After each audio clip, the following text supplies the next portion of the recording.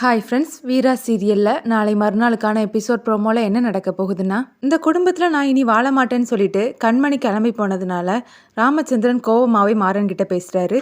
உன்னால இப்போ இவனோட வாழ்க்கையும் சேர்ந்து நாசமாக போச்சுதடான்னு மாறனை பார்த்து கேட்க, இல்லைப்பான்னு மாறன் பேச வராரு. தெரியாமல் பண்ணிட்டேன்னு மட்டும் சொல்லாத, இதை பண்ணுனா என்னென்ன நடக்கும்னு உனக்கு நல்லாவே தெரியும். என்ன நடந்தாலும் பரவாயில்ல, நம்ம ஆசைப்பட்டது மட்டும் நடக்கணும்னு நீ நினச்சிருக்க.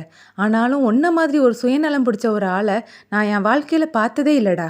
நீ வீராவை தான் லவ் பண்ணுறன்னு எனக்கு முதலே தெரிஞ்சிருந்தா உன்னை அந்த வீட்டை விட்டே துரத்திருப்பேன்டான்னு ராமச்சந்திரன் சொல்ல, அண்ணா நீ சொல்கிறதெல்லாம் உண்மைதான். வீரா தான் இவனை முழுசாக நல்லவனாக மாற்றினது.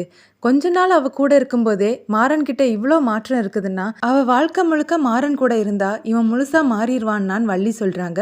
அந்த பொண்ணோட நல்ல மனசுக்கு இவனுக்கு மட்டும் இல்லை, அவளை சுற்றி இருக்கக்கூடிய எல்லாருக்குமே அவள் நல்லதை மட்டும்தான் நினப்பா.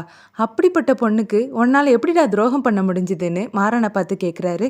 ராமச்சந்திரன் பேசினதை கேட்டு மாறன் கண் கலங்கி நிற்கிறாரு. இங்கே பாருங்க, இப்போ இவனோட நிற்கிறவங்க எல்லாம் ஏன் கூட வரலன்னா காலம் முழுக்க அந்த வீட்டு பக்கம் வந்துடாதீங்கன்னு சொல்லிட்டு ராமச்சந்திரன் கோவமாக போகிறாரு.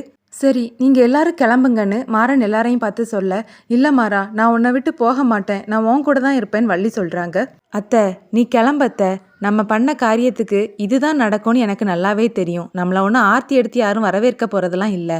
போய் உன் அண்ணங்கிட்ட இருக்க கொஞ்ச நெஞ்ச பாசத்தையாவது காப்பாற்றிக்கோன்னு வள்ளியை அனுப்பி வைக்கிறாரு.